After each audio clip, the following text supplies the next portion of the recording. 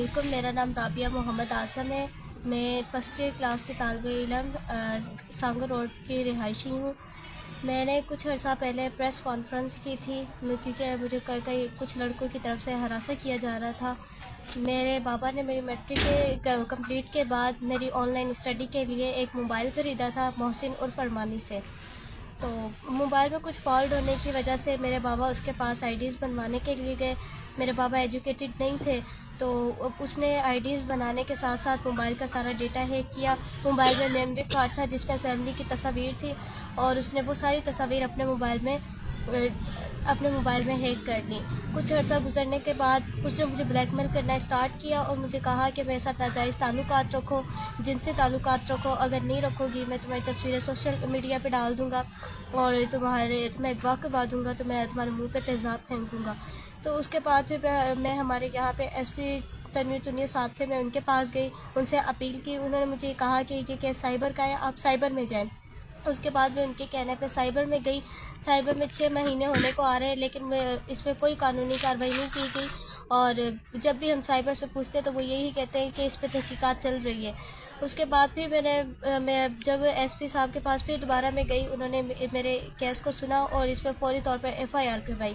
3 مہینے میرے ملزمان جیل میں رہے۔ جب وہ 3 مہینے جیل سے نکلے پھر ان کی وہی حرکتیں اسٹارٹ ہو گئی اور مجھے محلے میں بدنام کرنا انہوں نے اسٹارٹ کر دیا۔ پھر میں نے مجبور ہو کر پریس کانفرنس کی۔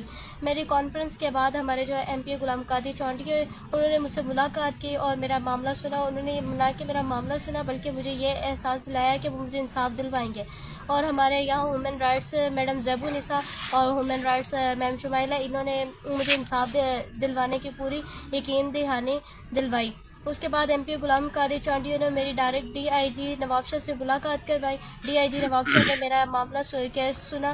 اس کے بعد انہوں نے فوری طور پہ اس پہ ایکشن لیا اور ایس پی کو آگاہ کیا کہ اس کیس کے حوالے سے فوری طور پر ملزمان کے خلاف سخت کارروائی کی جائے۔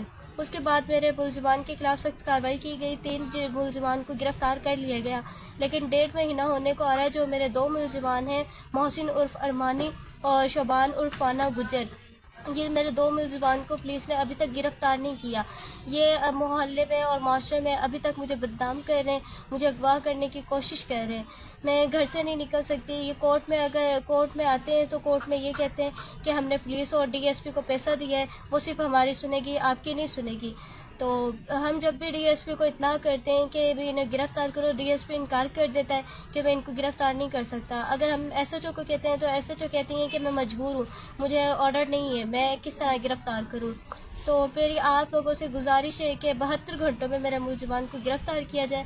اگر میرے ملزمان کو گرفتار نہیں کیا جائے گا تو میں پریس کلب کے سامنے اپنی جان دے بیٹھوں گی، کیونکہ انہوں نے مجھے بہت مجبور کر دیا ہے۔ اس سے بہتر یہی ہے کہ میں خودکشی کر لوں۔ میری عزت کا جنازہ تو ویسے نکل چکا ہے، بہتر یہی ہے کہ میں اپنے آپ کو خودکشی کر لوں۔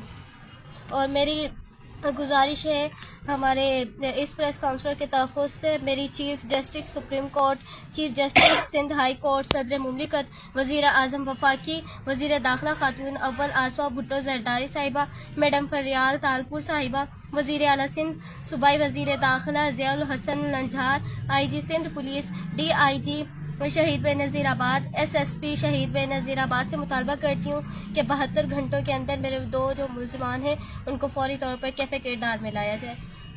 میں بھی اس قوم کی بیٹی ہوں، میں بھی کسی باپ کی بیٹی ہوں۔ میں آپ لوگوں سے صرف اپنا انصاف چاہتی ہوں تاکہ آج میرے ساتھ ہوئے کل معاشرے کی کوئی اور بچی اس معاملے کا شکار نہ ہو۔ تو مجھے جتنی جلدی ہو مجھے انصاف دلوایا جائے۔